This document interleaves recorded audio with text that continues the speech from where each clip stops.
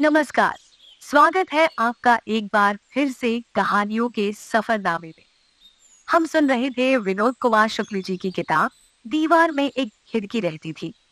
अगर आपने पिछले भाग नहीं सुना तो चैनल पर जाकर सुन सकते हैं। तो चलिए इस सफर को आगे बढ़ाते हैं और सुनते हैं दीवार में एक खिड़की रहती थी। भाग 2। दृष्टि के जल से बुझकर सूर्य चंद्रमा हो गया था और अल्पना का बना हुआ कमल पानी में तैर रहा था। कुछ याद आने से अचानक रघुवर प्रसाद उठे। उन्हें चिड़ियों की चहचहाहट और कोयल के कूकने की आवाज के बाद ग में छोटी ओ की मात्रा गुड़िया भी सुनाई दिया था। वे उठकर खड़े हो गए। पत्नी के घुटने के ऊपर तक खिंची साड़ी के ऊपर उन्होंने चादर डाल दिया था। उठो, उन्होंने पत्नी को प्यार से ऐसे उठाया जैसे यह कई वर्ष रोज सुबह का सिलसिला था। रघुवर प्रसाद ने खिड़की से नीचे झांक कर देखा। गुड़िया स्लेट पट्टी लेकर खिड़की के नीचे बैठे पड़ रही थी। जब वे सो रहे होंगे तब गुड़िया ने ईंटों के ऊपर खड़े होकर झांका होगा। खिड़की में सलाखें नहीं थी। कमरे में कूदकर कोई न आए इसके लिए बस पल्ले को बंद किया जा सकता था। पल्ले को बंद करने से कोई न आए में हवा, उजाला, बाहर का दिखना भी नहीं आता। खिड़की के पल्ले खुले होने से उनके उठने के पहले से कमरे में सुबह थी। रात को उन्होंने सोचा था कि पत्नी से कहेंगे कि वह खिड़की पर डिबरी लेकर खड़ी हो जाए ताकि वे ईंटें वहां से हटा दें। फिर उन्होंने सोचा कि ईंटें हटाने के बदले खिड़की का पल्ला बंद कर दे, पर वे भूल गए थे। वे टट्टी के ताले की चाबी ढूंढ रहे थे। उन्हें नहीं मिली। जिस जगह रसोई का सामान था वहां एक चुकिया में उन्होंने चाबी रख दी थी। चुकिया वहां नहीं दिख रही थी। पत्नी ने खटपट में अपने स्वप्न के संसार को नींद से जाग कर देखा। टट्टी की चाबी नहीं मिल रही है। उन्होंने पत्नी से पूछा। पत्नी ने सबसे अलग एक ईंट के ऊपर रखी उस चुकिया को बताया। उसे लगा होगा कि चौके के सामान के साथ टट्टी की चाबी को नहीं होना चाहिए। अपने मन से उसने अपनी गृहस्थी को जमाने का काम यही किया था। जब रघुवर प्रसाद बस स्टैंड गए थे तब पड़ोसनों से उसे यह कुछ गृहस्थी की जानकारी मिल गई थी। चुकिया की चाबी टट्टी की चाबी है, इसका उसने अनुमान लगाया था। थोड़ी देर में घर की चीजें अपनी अपनी जगह से हटकर पत्नी की इच्छा से जगह लेने लगी। चीजों के इधर उधर होने के सम्मोहन से रघुवर प्रसाद को लगा कि नींद पूरी नहीं हुई। छोटे छोटे बच्चे खिड़की की ईंट पर खड़े होने के लिए धक्का मुक्की कर रहे थे। दोनों बच्चों से निर्लिप्त अपने काम में थे और बच्चे बायोस्कोप की तरह खिड़की से देख रहे थे। खा पीकर रघुवर प्रसाद किताब लेकर खटिया पर बैठ गए। थोड़ी देर बाद खिड़की के पीछे बच्चों के खुशी से चिल्लाने की आवाज उन्होंने सुनी। रघुवर प्रसाद से रहा नहीं गया। किताब लिए लिए खिड़की के पास आए। एक लड़का खड़ा था। बाकी सब भाग गए थे। क्या है? उन्होंने उस लड़के से पूछा। बकरी का बच्चा, उसने कहा। हवा अच्छी चल रही थी। कौन से रंग का है? उन्होंने पूछा। काले रंग का, बच्चे ने कहा। रघुवर प्रसाद मुस्कुराए। बकरी के बच्चे को देखने चलोगी? रघुवर प्रसाद ने पत्नी से पूछा। चलो। पत्नी तुरंत तैयार हो गई। इधर खिड़की से चलेंगे, उन्होंने कहा। अप्रैल का पहला सप्ताह था। सुबह की हवा में यहाँ थोड़ी ठंडक थी। हवा तेज चल रही थी। खिड़की से बाहर पैर लटकाकर रघुवर प्रसाद कूदे। फिर उन्होंने पत्नी की सहायता की। वहां एक बहुत बड़ा पीपल का पेड़ था। पेड़ के नीचे लंबी रस्सी से बकरी का एक काला बच्चा बंधा था। हवा चलने से पीपल के पत्ते इधर उधर झड़ते तो बकरी का बच्चा दौड़ते हुए पत्ते की तरफ लपकता। एक पत्ते की तरफ जाते जाते फिर दूसरे पत्ते की तरफ दौड़ पड़ता। हवा चलने से एक साथ कई पत्ते खड़ खड़ झड़ते। पत्नी का साड़ी का पल्लू हवा में उड़ रहा था। उड़ते हुए पल्लू में एक पत्ता आकर अटक गया। सब पत्ते का झरना देख रहे थे। नीचे ढेर से पत्ते इकट्ठे हो गए। बच्चे गिरते हुए पत्तों को पैर से दबाने के लिए दौड़ते थे। पत्नी के पास एक पत्ता झरा। उसने पैर से दबाना चाहा तो निशाना चूक गया। रघुवर प्रसाद, पत्नी और बच्चे गिरते हुए पत्तों को पकड़ने, पैर से दबाने इधर उधर दौड़ रहे थे। उनके खेल को देखकर लगने लगा कि पत्ते जानबूझकर खेलते हुए झड़ रहे हैं। पेड़ अपने पत्ते झराता खेलते हुए खड़ा था। पत्नी के बालों में एक पत्ता फंस गया। रघुवर प्रसाद ने कहा, तुम्हारे बालों में एक पत्ता अटका है। पत्नी ने बालों में पत्ते को उंगलियों से टटोला तो पत्ता नीचे गिर गया। रघुवर प्रसाद ने कहा। पड़ोसन अपनी खुली खिड़की से चिल्लाई, हाथी आया। बकरी के बच्चे के साथ खेलना छोड़ सारे बच्चे हाथी की तरफ दौड़ पड़े। रघुवर प्रसाद को लगा कि हाथी कुछ पहले आ गया है। वे पत्नी का हाथ पकड़े पकड़े खिड़की तक आए। पहले उन्होंने पत्नी को चढ़ाया, फिर वे कमरे में कूद गए। हाथी आया से प्रफुल्लित पत्नी दरवाजे खोलने लगी। पत्नी ने दरवाजे को पूरा खोला जैसे हाथी को घर के अंदर आना हो। पल्ले की आड़ से उसने देखा भारी भरकम हाथी था। फिर वह अंदर आ गई। रघुवर प्रसाद तैयार होते होते देख रहे थे कि हाथी सड़क के किनारे नग्न होकर पेशाब कर रहा था। हाथी पर बैठा साधु बीड़ी पी रहा था। हाथी देखकर पत्नी एक छोटी लड़की की तरह खुश थी। रघुवर प्रसाद आज साधु से कहना चाहते होंगे, हाथी पर बैठकर जाना अच्छा नहीं लग रहा है, मैं टेम्पो से चला जाऊंगा। तब साधु कहेगा, मैं आपको टेम्पो स्टैंड में देख रहा था, आप आए नहीं तो आपको लेने घर आ गया, आज देर हो गई। रघुवर प्रसाद कहेंगे, टेम्पो देखने में और देर होगी, हाथी से चले चलिए, हाथी को तेज ले चलेंगे। अच्छा कहकर रघुवर प्रसाद हाथी पर बैठने के लिए तैयार हो गए। कंधे से लटकने वाले झोले में 3 किताबें थी। पत्नी से जाते जाते उन्होंने कहा, मैं जल्दी आ जाऊंगा, जाने का मन नहीं हो रहा। रघुवर प्रसाद के बाहर आते ही साधु ने हाथी को जमीन पर बैठाया। कार का दरवाजा साहब के आते ही ड्राइवर खोलता है। उसी तरह रघुवर प्रसाद को देखकर साधु ने हाथी से बैठने को कहा होगा। हाथी का बैठना कार का दरवाजा खुलना जैसा था। हाथी रघुवर प्रसाद को देखकर नहीं बैठा होगा। बार बार ऐसा होने पर रघुवर प्रसाद को देखकर हाथी के बैठने की आदत हो जाए।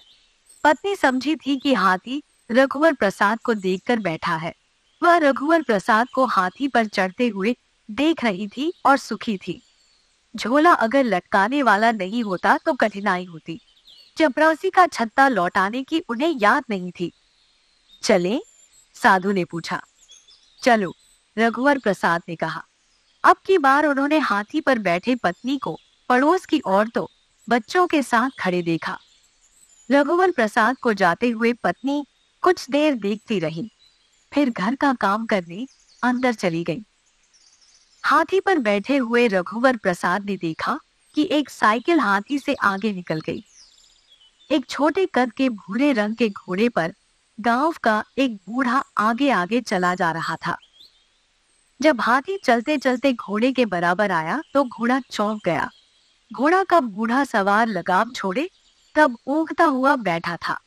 जैसे तैसे लगाम पकड़कर घोड़े को उसने काबू में किया। बूढ़ा सवार तब हाथी के पीछे हो गया था और धीरे धीरे उसी तरह घोड़े पर बैठे जा रहा था जैसे पहले आगे जा रहा था। जाने की वही उसकी लय हो गई जो पहले थी। यह लय धीरे धीरे समय बीतने की लय थी। गर्मी की दोपहर जैसे धीरे धीरे बीतती है। दोपहर अभी हुई नहीं थी पर घोड़े की चाल देखकर लगता था कि उसका गांव कितना भी समीप हो, उसे रास्ते पर दोपहर जरूर मिलेगी। आगे कहीं दोपहर घोड़े के आने का रास्ता खड़े खड़े देख रही होगी। घोड़ा जैसे ही उसके पास आएगा दोपहर होकर उसके साथ चलने लगेगी। चलते चलते वह बीत जाएगी और आगे रात मिलेगी और यह सिलसिला कई रात कई सुबह तक चलता रहेगा। थोड़ी देर बाद दीवारों का जाता हुआ डेरा मिला। औरतें सिर पर टट्टा गमछिल बोहे थी। 3 सुअर्स 3 साइकिलों के कैरियर में बंधे थे। चौथी साइकिल के कैरियर में एक टोकरी में छोटा बकरा बंधा था। बकरा ले जाने वाला देवार डेरे का आदमी नहीं लगता था। सभी साइकिलों को पैदल ले जाया जा रहा था। एक बूढ़े देवार के पीछे एक मरियल कुत्ता निश्चित दूरी बनाए हुए साथ जा रहा था। यह कुत्ता बंधा नहीं था, पर अदृश्य रस्सी से बंधा जा रहा था। अदृश्य रस्सी पालतू होने की नियति थी।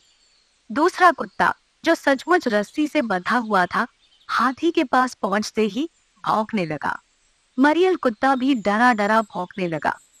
थोड़ा आगे जाने पर एक ठेले पर जाती हुई नाव मिली।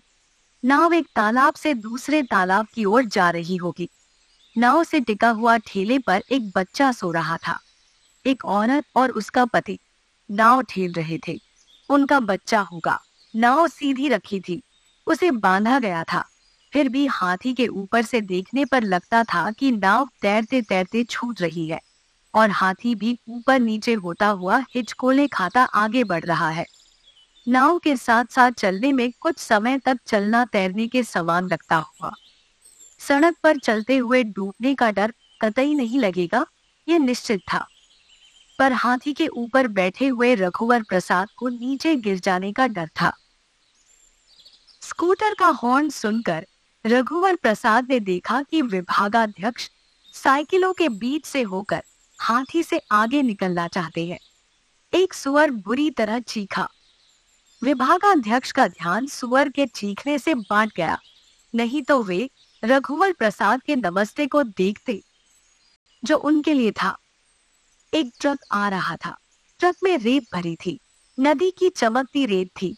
बरसात में नदी भरने लगती तब रेत निकालना मुश्किल हो जाता। तब खदान की रेत निकाली जाती थी। खदान की रेत साफ सुथरी नहीं होती थी। अधिक बरसात में रेत बहुत महंगी हो जाती। बरसात आने में अभी 1.5 महीना था। ट्रक को आते देख साधु ने हाथी को जितना सड़क के किनारे करना चाहा, हाथी उससे ज्यादा किनारे हो गया। शीशम के पेड़ की डाली से बचने के लिए दोनों को झुकना पड़ा। शीशम की एक कोमल डाल रघुवर प्रसाद ने झुके हुए तोड़ लिया था। महाविद्यालय से कुछ दूर रघुवर प्रसाद उतरना चाहते थे, पर साधु ने हाथी को झंडा लगाने की बल्ली के पास रोका। हाथी के बैठते ही इस तरह उतरे कि वे हाथी से नहीं उतरे, वहां पहले से खड़े थे और हाथी उनके पास आ गया। शीशम की डाल उनके पास थी। डाल में छोटी छोटी कली लगी थी। विभागाध्यक्ष थोड़ी देर पहले आकर बैठे थे। शीशम की डाल, उन्होंने पूछा। जी हाँ, शीशम में फूल आ गए। हाँ, आम में बौर बहुत आए। आम के बौर और महुआ के फूल की गंध मुझको एक जैसी लगती है। जी सर, चक्कर आता है। आपको? नहीं, मन को। अच्छा, मैं ध्यान दूंगा कि मन को चक्कर आता है या मुझको। बांस की पत्तियां पीली पड़कर झड़ने लगी है। रघुवर प्रसाद हाथी की बात कहने से अपने को बचा रहे थे। यही हाल विभागाध्यक्ष का था। विभागाध्यक्ष ने रघुवर प्रसाद को हाथी पर बैठे हुए देख लिया था। आम के पेड़ के शरीर का रंग और नीम के पेड़ के शरीर का रंग एक जैसा है। रघुवर प्रसाद ने क्लास लेने जाते समय विभागाध्यक्ष से कहा था। पढ़ाकर जब वे लौटे तब विभागाध्यक्ष ने उनसे कहा, आपके दोनों हाथ में चौक लगी रहती है। कक्षा से आते हैं तो हाथों के साथ साथ चेहरे पर भी सफेदी लगी रहती है। आपको मालूम तो है सर, मैं दोनों हाथों से लिखता हूँ। हाँ, पर चेहरे से तो नहीं लिखते। जी हाँ, चलने से दोनों पैर एक साथ चलते हैं, रुको तो दोनों पैर एक साथ रुक जाते हैं, दोनों पैर एक साथ आराम करते हैं। रघुवर प्रसाद बिना रुके लिख सकते थे। बायां हाथ थक जाए तो दाहिने हाथ से, तब तक बायां हाथ सुस्ता लेता। बाएं हाथ के सुस्ताने के बाद हाथ से लिखते और दाहिना हाथ सुस्ताता रहता। यदि वे ऐसा करते रहे तो एक समय बहुत जल्दी आ जाएगा जब लिखने के लिए उनके पास कुछ भी नहीं बचेगा और हाथ थके हुए नहीं होंगे। पत्नी को जब ये मालूम हुआ कि रघुवर प्रसाद दोनों हाथ से लिख सकते हैं, तो उसने एक बारगी पति से पूछा, क्या तुम्हारे हाथ में 6 उंगलियां हैं? नहीं, पर तुमने ये कैसे सोचा कि मेरी 6 उंगलियां हैं? तुम दोनों हाथ से लिखते हो इसलिए पूछा। दोनों हाथ से लिखने वाले के हाथों में 6-6 उंगलियां होनी चाहिए। पर मुझको लगा। पत्नी ने रघुवर प्रसाद की दोनों हथेलियों को अपने गालों पर रखते हुए कहा, मेरी पैर की उंगलियों को देखो। पत्नी ने कहा, क्या 6 उंगलियां हैं? देखो तो, ठीक तो है। पत्नी के नन्हे नन्हे सुंदर पैर थे। अंगूठे के पास एक उंगली लायक और जगह थी। क्या एक उंगली और थी जो कटवा ली? जगह है पर उंगली नहीं निकली। 5 तो ठीक है। मेरी 5 उंगलियों के बाद इतनी जगह है पर छठवीं नहीं निकली, कहकर रघुवर प्रसाद ने अपने हाथ की एक उंगली अंगूठे की खाली जगह के पास रख दी। पत्नी ने पैर की उंगली से रघुवर प्रसाद की हाथ की उंगली को जोर से पकड़ा। अच्छा छोड़ दो, रघुवर प्रसाद ने कहा। पत्नी ने छोड़ दिया। अरे, कहकर पत्नी ने रघुवर प्रसाद के पैर छुए। क्या हुआ? उन्होंने पूछा। तुमको पैर लग गया था? रघुवर प्रसाद मुस्कुराए। ऐसे कितनी बार तुम्हारा पैर मुझको लगता होगा, तब तो तुम पैर नहीं छुई। कई दिन बाद भी एक बार पैर छू लो तो पहले का हिसाब पूरा हो जाता है। शर्मा कर पत्नी ने कहा, क्या तुमको मालूम है जामुन में भी फूल आते हैं? रघुवर प्रसाद ने पूछा। हाँ, मुझको मालूम नहीं था। मैं सोचता था जामुन में सीधे फल लगते हैं। क्या तुमने इस साल जामुन के फूल को देखा है? हाँ, तुम्हारे आने के 2-3 दिन पहले। अब छोटे छोटे फल आ गए हैं। मैं नहीं देखी। किसी पेड़ में ढूंढ कर देखेंगे। शायद अभी फूल फल नहीं बने हो। जामुन के सीधे फल पर ध्यान जाता है, फूल पर नहीं। परीक्षा में स्याही या पेन बदलते समय निरीक्षक से अनुमति लेनी पड़ती थी। यह कड़ा नियम था। तब निरीक्षक को उत्तर पुस्तिका में लिखना पड़ता था कि स्याही या पेन बदलने की अनुमति दी गई है। परीक्षार्थी बाएं हाथ से लिखे या दाहिने हाथ से, इसकी स्वतंत्रता थी। रघुवर प्रसाद के बाएं हाथ के अक्षर और दाहिने हाथ के अक्षर में अंतर नहीं था। बहुत ध्यान से देखने पर अंतर मालूम होता था। यह अंतर उसी तरह था जैसे गणेश जी की फोटो को बाईं तरफ से देखो, फिर दाहिने तरफ जाकर देखो, या किसी रखी कुर्सी को बाईं तरफ से देखो या दाहिने तरफ से। कुर्सी में अंतर नहीं होता था। रघुवर प्रसाद जब पढ़ते थे तब उनको परीक्षा के समय हाथ बदलने की अनुमति लेनी पड़ती थी। तब वे खड़े हो जाते होंगे। कहिए, सर अब मैं दाहिने हाथ से लिखना चाहता हूँ। पहले क्या बाएं हाथ से लिख रहे थे? जी सर। क्या बायां हाथ टूट गया? नहीं सर, हाथ ठीक है पर थक गया है। निरीक्षक को कुछ समझ में नहीं आया होगा। आप दाहिने हाथ से भी लिख सकते हैं? जी सर। अधिक बात करने से परीक्षा का समय जाया होता है, इसलिए वहां उनसे अधिक बहस नहीं की थी। अभी आप कुछ देर बाएं हाथ से लिखिए, मैं मुख्य निरीक्षक से पूछकर बताता हूँ, कहकर वे साथी निरीक्षक से अनुमति लेकर मुख्य निरीक्षक के पास जाएंगे। एक परीक्षार्थी बाएं हाथ से लिखते लिखते अब दाहिने हाथ से लिखने की अनुमति मांग रहा है। अनुमति दे दे। बाएं हाथ से लिखते लिखते दाहिने हाथ से क्यों लिखना चाहता है? कहता है बायां हाथ थक गया है, इसलिए दाहिने हाथ से लिखेगा। जो दाहिने हाथ से लिखते हैं वे तो दाहिने हाथ से ही लिखते रहते हैं। हाथ थक जाता है तब भी दाहिने हाथ से लिखते रहते हैं। मैं तो वर्षों से दाहिने हाथ से ही लिख रहा हूँ। मैं भी दाहिने हाथ से लिखता हूँ। दाहिने हाथ में चोट लग जाए तो भी दाहिने हाथ से ही लिखना पड़ेगा, नहीं तो परीक्षा दे नहीं पाते।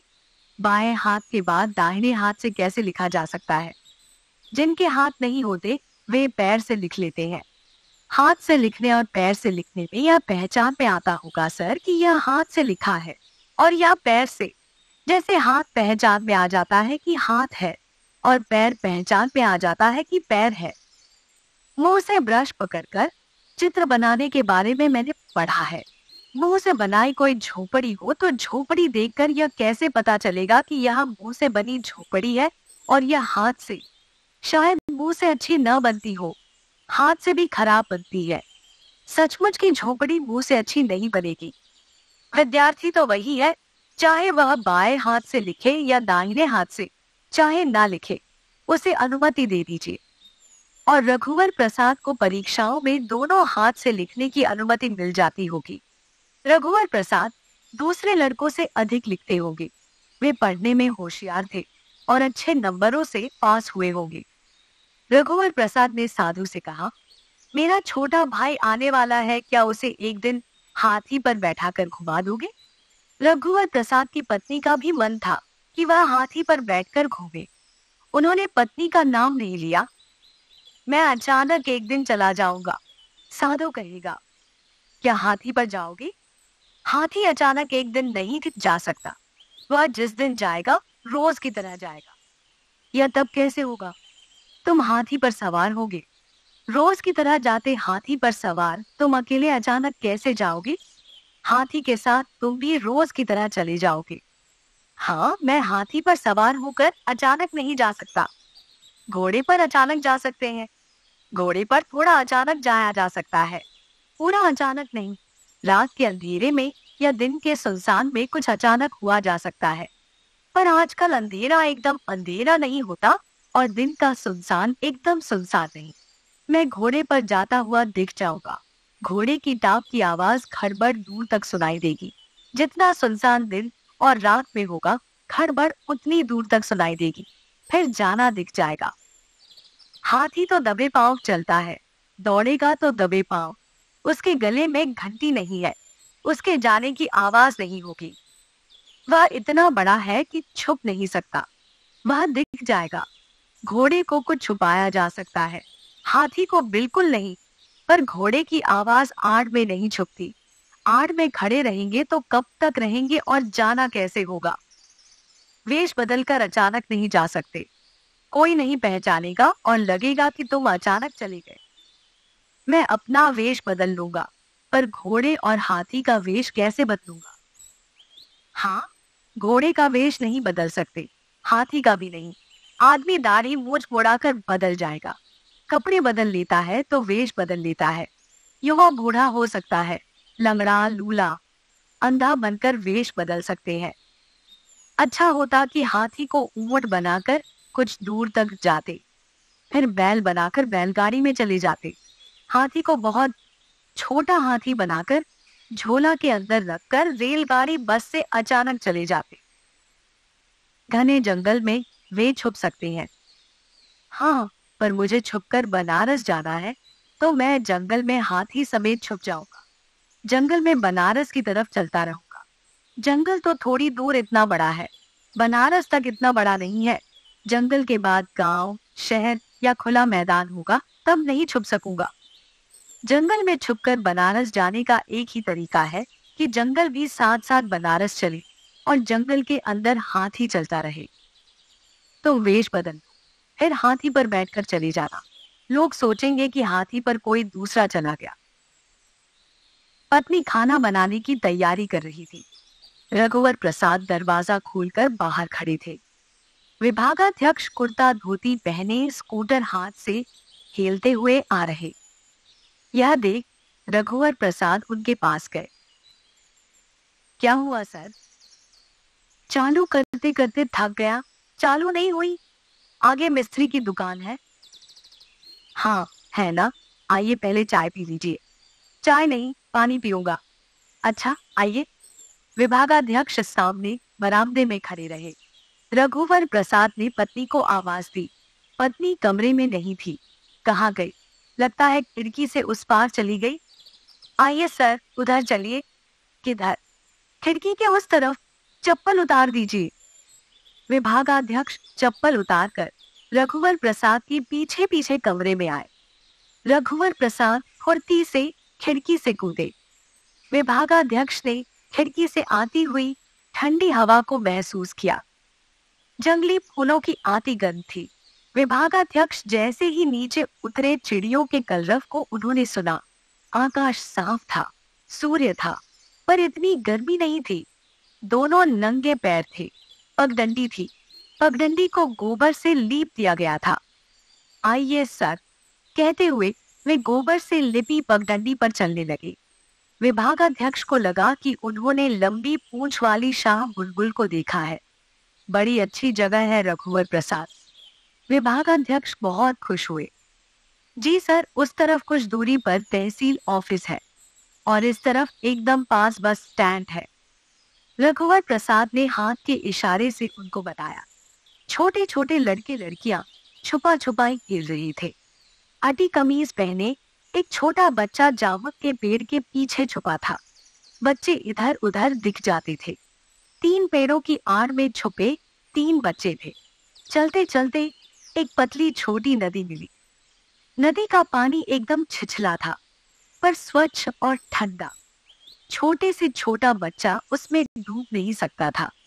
पानी इतना साफ था कि पानी के नीचे छोटे बड़े पानी के तराशे हुए तरह तरह के गोल पत्थर दिख रहे थे। आप पानी पीना चाहें तो यहाँ से पी लें, साफ पानी है। नदी में एक बहुत छोटी बच्ची केवल चड्डी पहने खड़ी थी। उसके हाथ में एक पत्थर था। विभागाध्यक्ष पानी पीने उतरे। तेज बहते ठंडे पानी का स्पर्श पैरों को हुआ। वे अघा गए। झुककर चुल्लू से पानी लेकर उन्होंने भर पेट पानी पिया। एक आम का पेड़ जिसमें बौर पहले आ गई थी, उसकी डालों की फुटकियों में गुच्छे गुच्छे में आम लटके हुए थे। उस पेड़ के नीचे पत्नी आम बीन रही थी और आंचल में रखती जा रही थी। क्या कर रही हो? चटनी के लिए आम बीन रही थी। विभागाध्यक्ष आए हैं। तब तक विभागाध्यक्ष पानी पीकर उनके पास आ गए थे। आंचल में रखे आमों को कमर में खोसकर उसने विभागाध्यक्ष की नमस्कार किया। विभागाध्यक्ष ने मन में सोचा, रघुवर प्रसाद की पत्नी कितनी सुंदर है। तुम जाकर खाना बनाओ, हम लोग चाय यहाँ बूढ़ी अम्मा की दुकान से पी लेते हैं। आइए सर। रघुवर प्रसाद दूसरी पगडंडी की तरफ बढ़ गए। यह पगडंडी भी गोबर से लिपी थी। पगडंडी में कहीं कहीं गोबर की पपड़ी के नीचे से हरी दूब के गुच्छे निकल आए थे। ये दूब के गुच्छे पूरी पगडंडी पर पैर रखने के लिए हरे मखमल के टुकड़े की तरह लग रहे थे। इस तरफ हवा में गीलापन था। पगडंडी के बाईं तरफ पगडंडी के साथ साथ चट्टानें थी। इन्हीं चट्टानों के बीच से ऊपर से कहीं पानी फूटकर बह रहा था।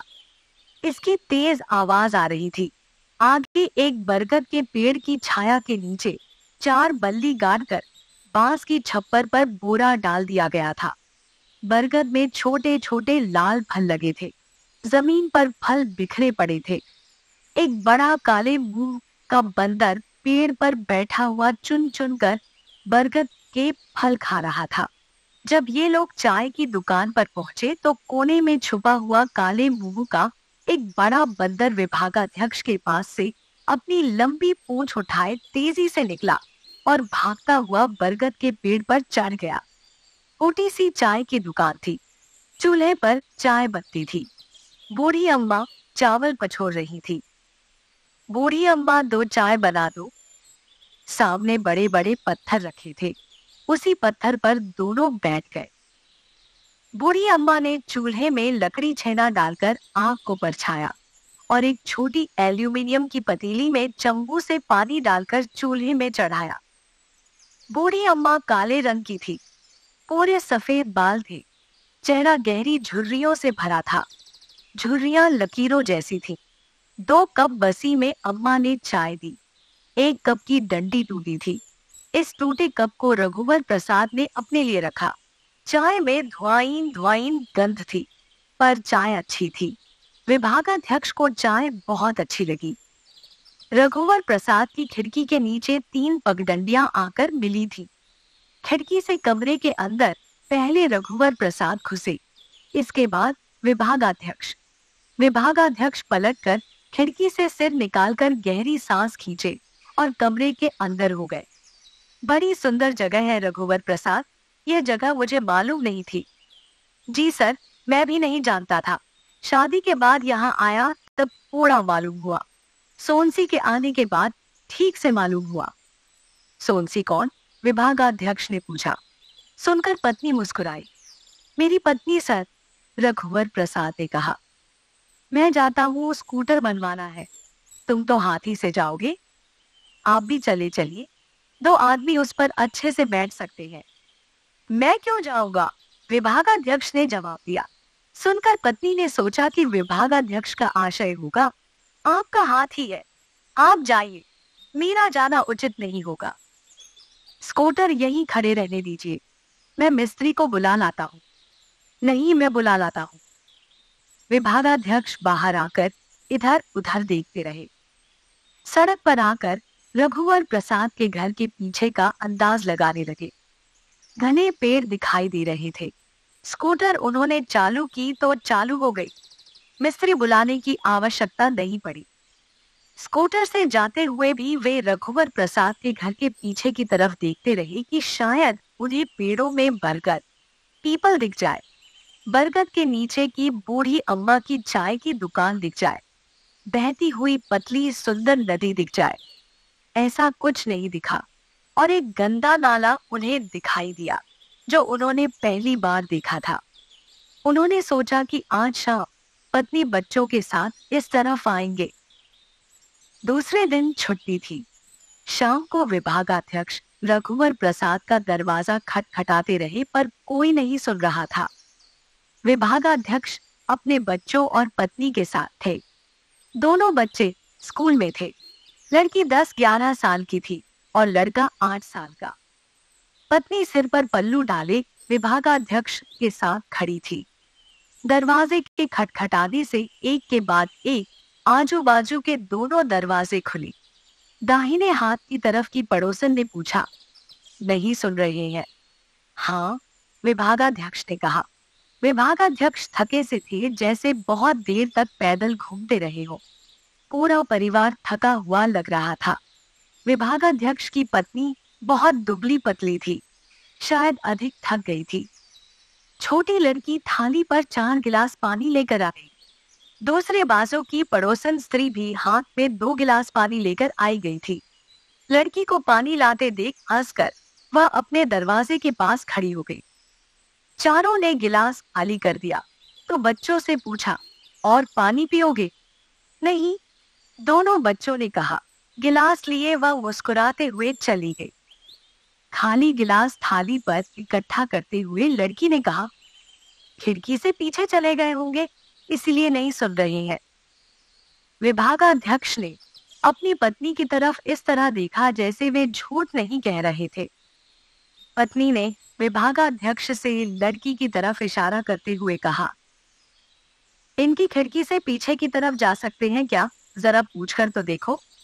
मैं नहीं पूछता, विभागाध्यक्ष ने कहा। फिर उन्होंने बच्चों से कहा, चलो कल छुट्टी है, कल फिर आएंगे। रुको, कहकर विभागाध्यक्ष दाहिने तरफ से मकान के पीछे की ओर गए तो उन्हें एक तरफ 3 टट्टियां दिखी। फिर दूसरी तरफ गए, वहां पीछे झांका तो घूरा था। विभागाध्यक्ष जब स्कूटर पर बैठ रहे थे तो उन्होंने पत्नी से कहा, नदी का पानी मीठा और ठंडा था। गिलास का पानी भी ठंडा था, लड़की ने कहा। हाँ, नदी का पानी होगा, लड़के ने कहा। स्कूटर पर जब विभागाध्यक्ष बैठ रहे थे तो लड़की ने पिता से पूछा, काले मुंह का बंदर था या लाल मुंह का? काले मुंह का। इस तरफ लाल मुंह के बंदर नहीं होते। बंदर नचाने वाले लाल मुंह के बंदर नचाते हैं। लाल मुंह के बंदर छोटे और होशियार होते होंगे, इसलिए लाल मुंह के बंदर नचाते हैं। विभागाध्यक्ष दूसरे दिन सुबह अकेले गोबर से लिपि पगडंडी ढूंढने निकले। वे तहसील ऑफिस की तरफ गए। वहां जिधर अधिक पेड़ दिखाई दे रहे थे उधर गए। फिर बस स्टैंड गए। बस स्टैंड के आसपास इतनी गंदगी थी कि वहां उस जगह को ढूंढने का मन नहीं हुआ। लौटकर वे रघुवर प्रसाद के घर गए। दरवाजा अंदर से बंद था। वे दरवाजा खटखटाते रहे। आसपास कोई नहीं दिख रहा था। छुट्टी का दिन है, हो सकता है सभी अपनी अपनी खिड़की से कूदकर पीछे छुट्टी मनाने चले गए हो। बाएं तरफ के कमरे से एक आदमी निकला। उसने विभागाध्यक्ष को परेशानी से देखा। क्या है? उसने पूछा। वह अपनी खिड़की से कूदकर पीछे जाने वाला होगा कि उसे सांकल की आवाज सुनाई दी होगी और लौटना पड़ा होगा, इसलिए चिढ़ गया। रघुवर प्रसाद कहाँ है? मालूम नहीं, दरवाजा अंदर से बंद है। अंदर होंगे। कोई जवाब नहीं देता। गहरी नींद सो रहे होंगे, उसने कहा और दरवाजा बंद कर लिया। दाहिने ओर के कमरे से भी वही छोटी लड़की आ गई जो थाली में पानी का गिलास लाई थी। विभागाध्यक्ष को देखकर लड़की अंदर जाने के लिए पलटी तो विभागाध्यक्ष ने उसे रोका। कहाँ जा रही हो? पानी लाने। मैं पानी नहीं पीऊंगा, तुम रघुवर प्रसाद को बुला दो। विभागाध्यक्ष चाहते थे कि लड़की अपने घर की खिड़की से बाहर निकले और यदि रघुवर प्रसाद कमरे में सो रहे हो तो उनकी खिड़की से आवाज देकर उठा दे। वो तो नहीं है, लड़की ने जवाब दिया। दरवाजा तो अंदर से बंद है, कहाँ चले गए? खिड़की से पीछे चले गए। अच्छा, पीछे चले जाते हैं, विभागाध्यक्ष ने बड़बड़ाया। वे स्कूटर की तरफ बढ़े, तभी उन्हें ध्यान आया कि लड़की से कहें कि उन्हें भी पीछे रघुवर प्रसाद के पास जाना है। कहने के लिए वे पलटे तो दरवाजा बंद था। तीनों दरवाजे बंद थे। दरवाजा खटखटाने की अब उनकी इच्छा नहीं हुई। वे बहुत निराश लौटे। पीछे के सौंदर्य को उन्हें बच्चों पत्नी के सामने इतना नहीं बखानना था। बच्चे उनसे जाते ही पूछेंगे, बरगद का पेड़ मिला, नदी मिली, बंदर मिला, बूढ़ी अम्मा की चाय पी, पगडंडी गोबर से लिपी थी, बच्चे फुगड़ी खेल रहे थे। पत्नी पूछेगी, झरे हुए आम बीन कर ले आते तो चटनी बन जाती। तब वे कहेंगे कि बहुत ढूंढा और वह जगह नहीं मिली। तहसील ऑफिस की तरफ से, बस स्टैंड की तरफ से ढूंढा, वह जगह कहीं नहीं मिली। उधर बहुत गंदगी थी, मकान के पिछवाड़े और गंदे थे। बच्चे फिर और कुछ पूछेंगे तो वे चिड़चिड़ा जाएंगे। अच्छा, अब तुम लोग अपना काम करो। किसी के घर की खिड़की को रास्ता बनाना ठीक नहीं है। रास्ता मिल जाएगा तो ले जाएंगे। ज्यादा बगीचा घूमने का मन है तो म्यूनिसिपैलिटी का बगीचा शाम को चले जाना। छुट्टी का दिन था। सवेरे से रघुवर प्रसाद और सोनसी खिड़की से कूदकर पीछे गए। रघुवर प्रसाद के हाथ में एक लोहे की बाल्टी थी जिसमें धोने के कपड़े थे। सबसे ऊपर साबुन की एक नई बट्टी थी। दोनों नंगे पैर थे। गंगा इमली के पेड़ के थोड़ी दूर से होकर पगडंडी बनी थी। पेड़ के नीचे कांटे झड़ते थे, इसलिए गंगा इमली लाल पक गई थी। बहुत से तोते डालों से ऊपर नीचे लटके उसे खा रहे थे। खाते खाते चोंच से फल टपक जाता था जिसे बच्चे बीन लेते थे। पत्नी ने जमीन से उठाकर कच्चा फल खाया। एक टुकड़ा उसने रघुवर प्रसाद को दिया। इधर महुआ के पेड़ों की कतार थी। महुआ के सफेद फूल नीचे टपके पड़े थे। महुआ की कतार के साथ साथ गहरी मादक गंध की हवा में कतार थी। पगडंडी पर चलते हुए उसी मादक गंध की गहरी सांस लेते हुए दोनों जा रहे थे। बूढ़ी अम्मा की चाय पियोगी? कपड़े धो लूं? नदी में कपड़े धोते नहाते नहीं बनता था। कम गहरी बहते हुए तल की नदी थी। कई तलों की सतहों से नदी गहरी होती है। इस नदी का तल सबसे नीचे का तल था। केवल यही तल और ऊपर कोई तल नहीं। यह गहराई का तल था, पर तल गहरा नहीं था। बरसात में भी इसमें बाढ़ नहीं आती थी और नदी का पानी बरसात में भी मटमैला नहीं होता था। सभी तालाबों का जल धरती के समतल था, पर तालाब गहरे थे। यह सारी जगह रघुवर प्रसाद के मन की जगह थी। गोबर से लिपी पगडंडी मन की पगडंडी थी। साफ सुथरा आकाश उड़ने के लिए मन का आकाश था। एक तालाब के पत्थर के ऊपर पत्नी जाकर खड़ी हो गई। वह तन कर इस तरह खड़ी थी कि उसके पुष्प कूल्हे और छोटे लग रहे थे। फिर जल में केवल स्तनों की परछाई में कंपन था। यह जल में कंपन था, यह पता नहीं चल रहा था। हो सकता है स्तनों में कंपन हो तो जल में स्तनों की परछाई में कंपन हुआ हो और परछाई के कंपन से जल। पत्थर पर खड़ी वह इतनी मांसल और ठोस थी कि लगता था कि एक भी कदम आगे बढ़ाएगी तो तालाब का सारा पानी एक उछाल लेगा। तत्काल हृदय में हुए उल्कापात के पत्थर की गड़ी प्रतिमा का ठोसपन और दूर से गर्म लगता था। जब उसने साड़ी को जांघ तक खोसा तो लगा कि पत्थर चंद्रमा का होगा या बृहस्पति का। अगर चंद्रमा का होगा तो रंग पत्थर का ऐसा ही था जैसे चंद्रमा दूर से दिखता है सुबह। तभी रघुवर प्रसाद जोर से चिल्लाए, सोनसी, देखो तो मेरे कंधे पर कोई चिड़िया बैठी है क्या? पत्नी ने मुड़कर देखा। एक छोटी सी गहरे नीले रंग की चमकीली फुल चुपकी चिड़िया थी। शकरखोर। फुल चुपकी है? सोनसी ने कहा। मेरे कंधे पर क्यों बैठी है? तुम जानो। अब यह चिड़िया तुम्हारे पास आ रही है, रघुवर प्रसाद ने कहा। अच्छा, सोनसी ने कहा और रास्ता देखने लगी। रघुवर प्रसाद ने सोचा था कि चिड़िया पत्नी के पास चली जाएगी। चिड़िया नहीं गई। क्षण भर रुककर वे धीरे धीरे खुद पत्नी के पास जाने लगे। इस तरह उनके कंधे पर बैठी चिड़िया भी उनके साथ साथ पत्नी के पास जाने लगी। पत्नी ने चहककर रघुवर प्रसाद से कहा, तुम्हारा रंग फुल चुप्पी के समान है।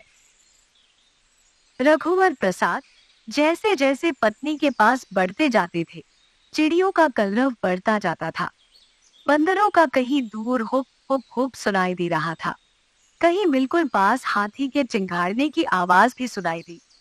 रघुवर प्रसाद के पैर के हल्के धक्के से कपड़े से भरी बाल्टी लुढ़क गई और साबुन की नई बट्टी रैपर से लिपटी तालाब के अंदर चली गई। रघुवर प्रसाद को लगा कि उन्होंने साबुन की बट्टी को पानी के अंदर जाते देखा है, पर वे भूल गए। पत्नी को पकड़े हुए पास एक ऊंची सूखी जगह पर वे आ गए। एक चारपाई इतनी जगह गोबर से लिपी थी। सफेद छुही मिट्टी की धूल से इधर उधर रंगोली डाली गई थी। जहां पत्नी का सिर था वहां स्वस्तिक था। जहां दोनों हाथ थे वहां चक्र था। जहां पैर थे वहां शंख बना था। कमल के फूल का अल्पना पत्नी के लेटने से छुप गया था। दूर पर एक मछली बनी थी। सन्नाटा था। शकरखोर चिड़िया रघुवर प्रसाद की पीठ पर ऊपर नीचे फड़फड़ाते बैठी रही थी। पत्नी की दृष्टि सामने सुबह के सूर्य पर से फिसल गई। तब भी उसकी आंख में आंसू आ गए। जब उसने दोबारा आंख खोली तो दृष्टि के जल से सूर्य बुझकर चंद्रमा हो गया था और शाम हो गई थी। फिर रात हो गई। वे उठे तो ऐसे उठे जैसे दूसरे दिन की सुबह थी। शकरखोर चिड़िया उड़ गई थी। पत्नी ने कहा, देर हो गई, मुझे कपड़े धोना है। साबुन तो तालाब में गिर गया है। अरे, कहकर पत्नी तालाब की ओर दौड़ी। बाल्टी को उसने सीधा किया।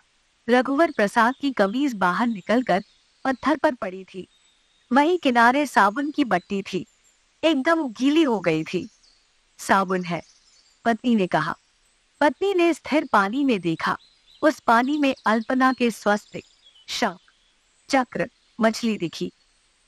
छूही मिट्टी की धूल की रंगोली मछली तैर रही थी। उसी ने तैरते हुए साबुन की बट्टी को निकाला होगा। साबुन देखकर रघुवर प्रसाद आश्चर्यचकित हो गए थे। शायद एक बड़ी मछली ने खाने की चीज समझकर साबुन को पकड़ा होगा, फिर यही किनारे छोड़ दिया होगा। हाँ, रंगोली की मछली ने साबुन को निकाला होगा। अल्पना की मछली को मैंने जल में तैरते देखा है। अच्छा, आश्चर्य से रघुवर प्रसाद ने कहा। उन्होंने तालाब के जल को एकटक देखा। उन्हें अल्पना का बना हुआ कमल दिखा। मुझे कमल दिख रहा है, रघुवर प्रसाद ने कहा। मुझे भी दिख रहा है, पत्नी ढेर से खिले हुए कमल को देखकर कह रही थी। यह सचमुच का कमल नहीं है, रघुवर प्रसाद ने कहा। कौन सा कमल? पत्नी ने पूछा। यह कमल उस जगह गोबर से लिपी जगह पर बना था। मछली भी वही थी? हाँ, रघुवर प्रसाद ने कहा। वे तालाब में घुसकर नहाने लगे। नहाने की पानी की हलचल में तालाब के खिले हुए कमल धीरे धीरे दोनों के चारों तरफ इकट्ठा हो गए। पर लगता था कि जैसे उनके नहाने से सफेद कमल के फूलों की संख्या बढ़ रही थी और फूलों की बाढ़ उनके समीप आने लगी थी। इतने में बूढ़ी अम्मा चाय के 2 कप लेकर आई और गोबर से लिपि उस जगह पर लाकर धर दी जहां अल्पना मिट गई थी।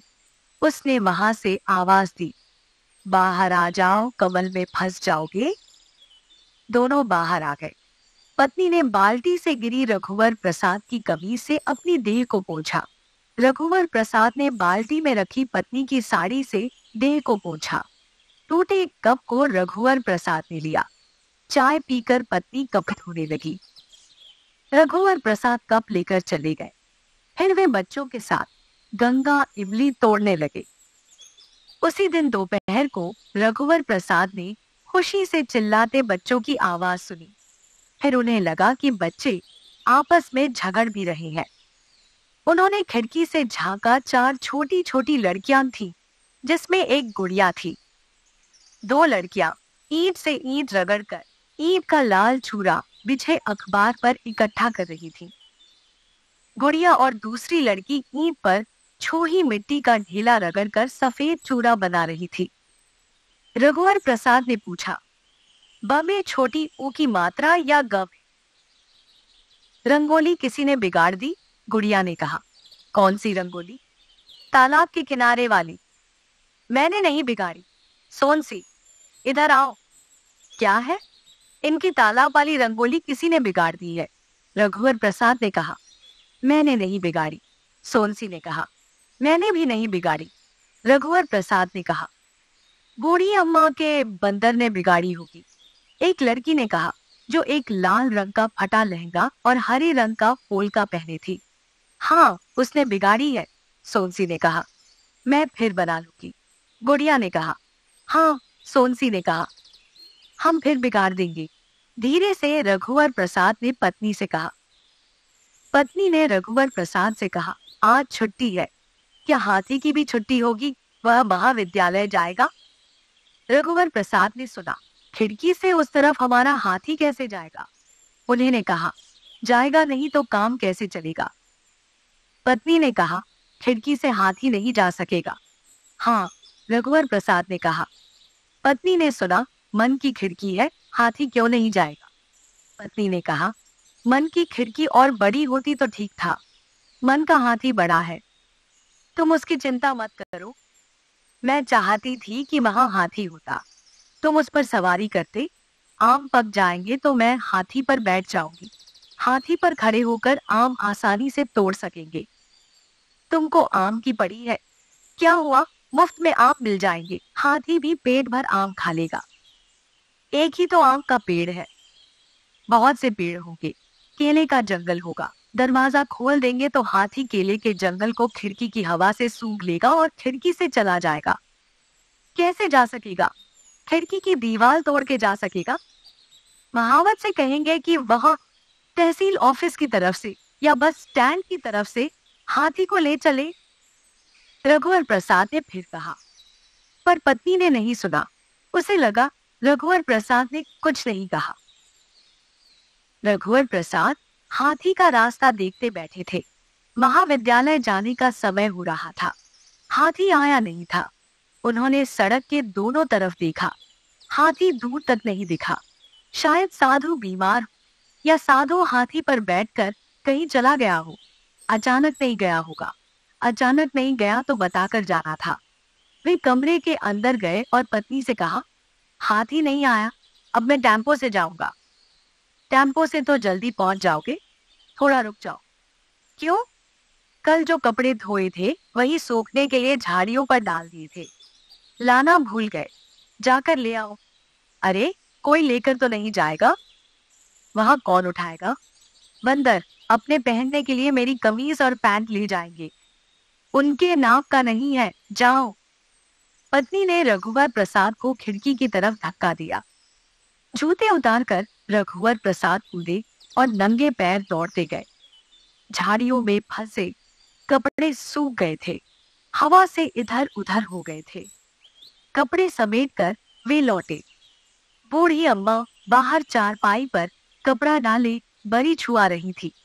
अच्छी धूप निकली थी। बूढ़ी अम्मा, कपड़ा लेने आया था, चिल्लाते हुए रघुवर प्रसाद ने कहा। बूढ़ी अम्मा ने सुना, बरी चुआने सोनसी को भी बुला लेती।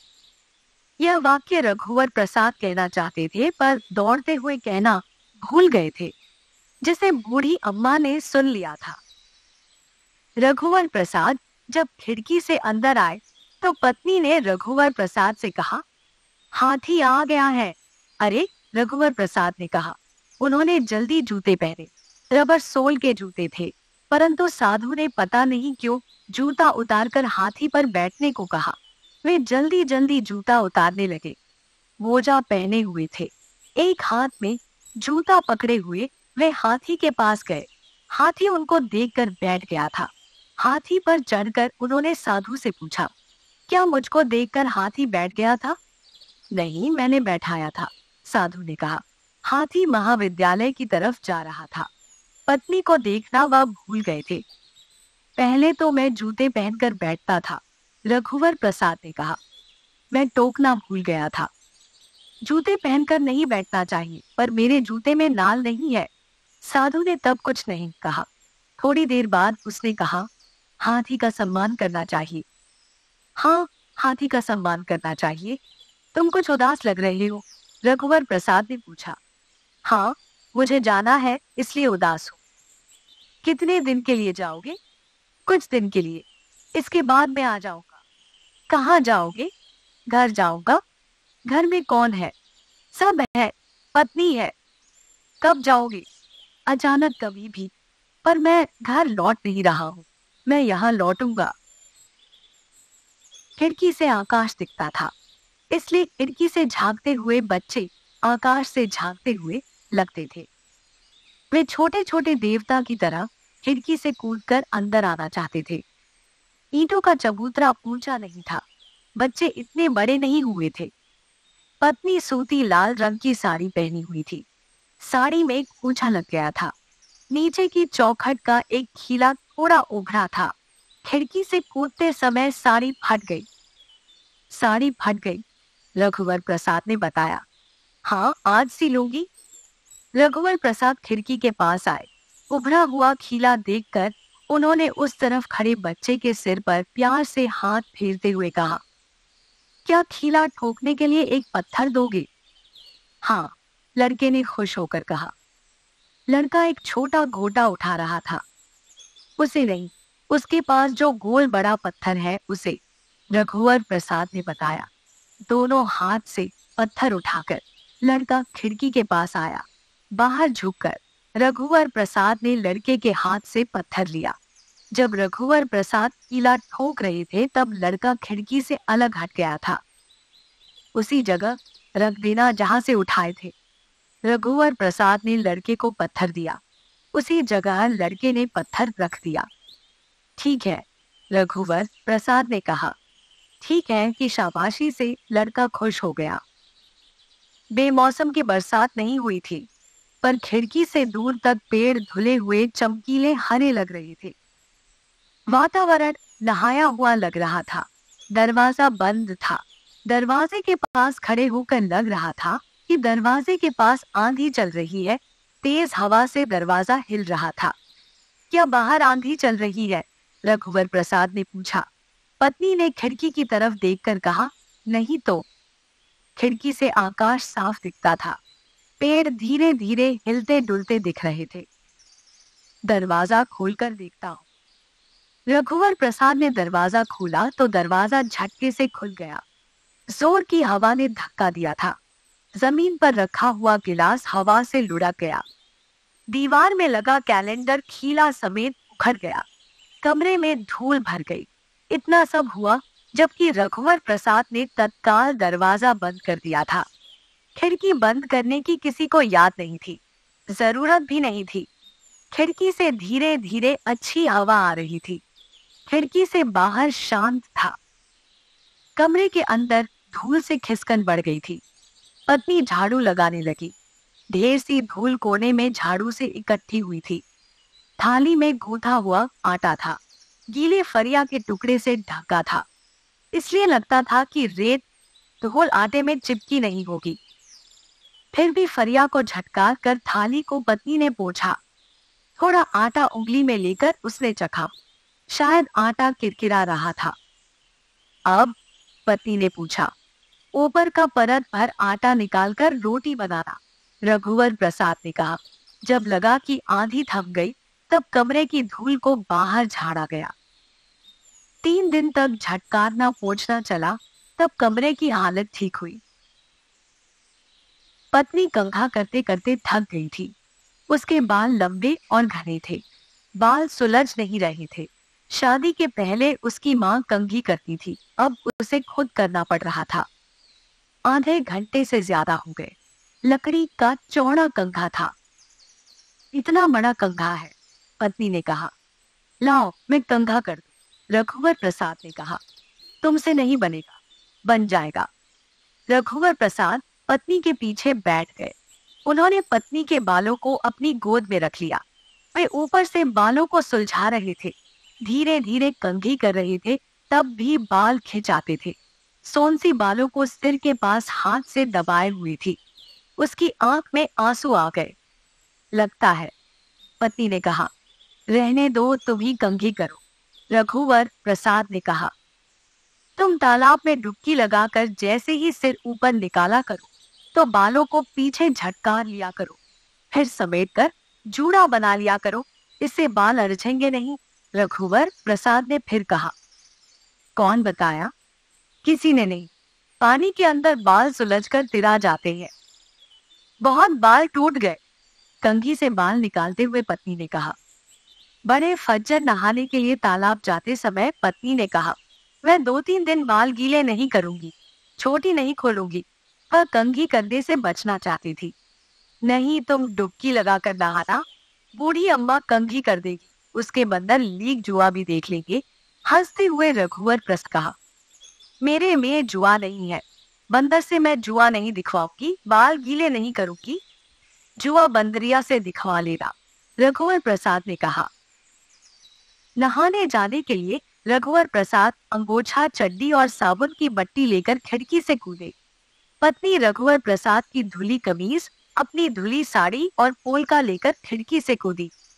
अच्छी हवा चल रही थी। तुम बाल खोल लो, हवा में बाल उड़ेंगे, सुनकर सोनसी ने मुस्कुराते हुए चलते चलते अपने बाल खोलकर छितरा दिए। तेज हवा से बाल और छितराए हुए उड़ रहे थे। तुम मेरा हाथ पकड़ लो, कहीं मैं बाल के उड़ने से उड़ न जाऊं। पत्नी ने उड़ते आंचल को खोस लिया था। आंचल क्यों खोस ली? ऐसे में तो मैं उड़ जाऊंगी। कैसे उड़ोगी? रघुवर प्रसाद ने कहा। उड़ते हुए बाल और उड़ता हुआ आंचल आग की तरह पत्नी को सचमुच उड़ा न ले जाए, सोचकर रघुवर प्रसाद ने पत्नी का हाथ जोर से पकड़ लिया। हवा इतनी अच्छी और तेज चल रही थी कि धूल नहीं उड़ रही थी, परंतु कहीं गोबर से लीपी जगह पर 18 बिंदी डालकर चौक पूरा गया होगा। वह सुंदर मांगलिक आकृति हवा के द्वारा जस का तस उठा ली गई थी। वह आकृति पतंग की तरह उड़ रही थी। फिर और भी छोटे छोटे आटे से पूरी गई आकृतियां इधर से उधर उड़ते दिखाई दी। हवा उनके स्वरूप को बिगाड़ नहीं रही थी। तभी रघुवर प्रसाद के हाथ से सोनसी का हाथ छूट गया। सोनसी दौड़ती हुई आगे निकल गई। रघुवर प्रसाद ने जैसे सोनसी के दौड़ने को ही पकड़ा हुआ था। पकड़ा हुआ दौड़ना छूटकर दौड़ गया था। दौड़ती हुई सोनसी के बाल हवा में तिरा गए थे, जिससे एक बार की लगा कि क्या वह खड़े खड़े उड़ गई। रघुवर प्रसाद ने सुना कि सोनसी ने ओझल होने के पहले कहा है कि पीछे आओ। ओझल हो गए कि पीछे पीछे ओझल होकर ही जाया जा सकता था। दूसरे का ओझल होना पता चल जाता था। खुद का ओझल होना खुद को पता नहीं चलता हो, दूसरे की पता चल जाता हो। हो सकता है रघुवर प्रसाद भी ओझल हो गए हो। जिस दिशा में सोनसी गई थी उसी दिशा में रघुवर प्रसाद गए। हवा भी उसी दिशा में जा रही थी। इस समय सारी स्थापना उसी दिशा की थी और दोनों के इर्द गिर्द थी। रघुवर प्रसाद पेड़ों के बीच से जा रहे थे। वे सोनसी सोनसी की आवाज लगा रहे थे। आगे रघुवर प्रसाद को क्षण भर के लिए सोनसी दिखी। सोनसी की साड़ी लगता है हवा उड़ा ले गई थी, पर वह नग्न नहीं थी। हवा में उड़कर जाती हुई रंगोली ने उसे ढांक लिया था। वह रंगोली की साड़ी पहनी हुई थी। हवा जब थम गई तो पेड़ों, फूलों, दूबों की गंध जो फैल गई थी वह पेड़ों, फूलों, दूबों के आसपास सिमटने लगी। यह सिमटना इस तरह का था कि पेड़ों के पास फूलों की गंध सिमट गई, दूबी के पास पेड़ों की गंध थी। एक पेड़ के पास जो बरगद का पेड़ था वहां 30 त्योहारों के दिन की पूजा स्थल की सुगंध थी। उसी के पास एक पेड़ का तना एकदम काला चिकना था। यह शिवलिंग की तरह पेड़ था। गोबर से लिपी पुती जगह पर उस पेड़ के नीचे आंख मूंदे सोनसी लेटी हुई थी। सोनसी को जानबूझकर रघुवर प्रसाद का पास आना मालूम नहीं पड़ रहा था। सोनसी को जानबूझकर रघुवर प्रसाद का वहां खड़े खड़े उसे निहारना मालूम नहीं पड़ रहा था। सोनसी को जानबूझकर रघुवर प्रसाद का कुछ भी करना मालूम नहीं पड़ रहा था। सोनसी को ढांके हुए जो रंगोली का आवरण था, वह गोबर से लिपि जगह पर पूर्ववत चौक पूरे हुए जैसा अंकित था। तभी सोनसी की बाईं बाह पर टॉय टॉय करता एक पक्षी आकर बैठा। देखो तो मेरे कंधे पर कोई पक्षी बैठा है, पत्नी ने पूछा। उसके अपने भूले अस्तित्व से उसकी आवाज आ रही थी। सोनसी के हिलने डुलने से पक्षी सरकता तो उसके पंजे के नाखून कंधे पर गड़ते। हाँ, एक सुंदर हरा तोता है, पहाड़ी करण, इसका कंठ फूट गया है। तोता गहरी सांस और फुसफुसाहट को याद कर लेगा। सोनसी ने गहरी सांस लेकर और फुसफुसाकर कहा, मैं उसे बता दूंगा कि हम पति पत्नी हैं, रघुवर प्रसाद ने कहा। सोनसी ने देखा कि कहीं आटे से जो चौक पूरा गया था, वह पतंग की तरह उड़ा आ रहा था। हवा ने इसके स्वरूप को भी बिगाड़ा नहीं था। फिर दूसरी ओर से चौक पूरा हुआ आकर साथ साथ उड़ गया। तालाब के किनारे पत्थर पर सोनसी बैठी हुई थी। रघुवर प्रसाद नहाने के लिए चिकनी मिट्टी का ढेला लकड़ी से खोद कर ले आए थे।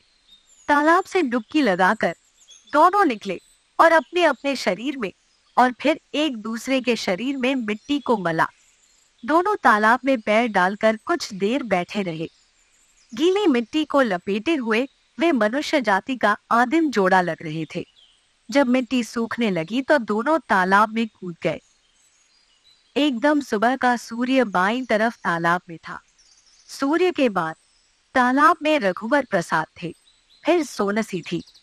सोनसी डुबकी से निकलते ही बालों को पीछे झटकाती तो एक अर्धचक्र बनाती बूंदें बालों से उड़ती। तब रघुवर प्रसाद को उन बूंदों की तरफ इंद्रधनुष दिखाई देता। सोनसी के गीले बालों को झटकारने से क्षण भर को इंद्रधनुष बन जाता था। बूढ़ी अम्मा चाय लिए हुए धीरे धीरे आ रही थी। बूढ़ी अम्मा के आगे आता हुआ एक बड़ा बंदर तालाब के किनारे के एक पेड़ पर चढ़ गया। सोनसी चलो, रघुवर प्रसाद ने बूढ़ी अम्मा को आते देखकर कहा।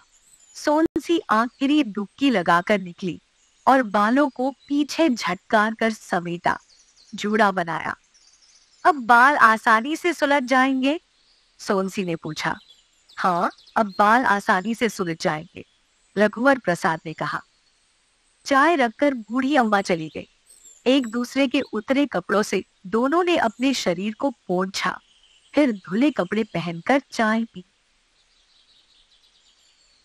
अभी हम सुन रहे थे दीवार में एक खिड़की रहती थी। ये था कहानी का दूसरा भाग। अगर आपको कहानी पसंद आई तो लाइक जरूर करें और अगला भाग सुनने के लिए हमारे चैनल को सब्सक्राइब करना ना भूलें। मिलते हैं अगले भाग में।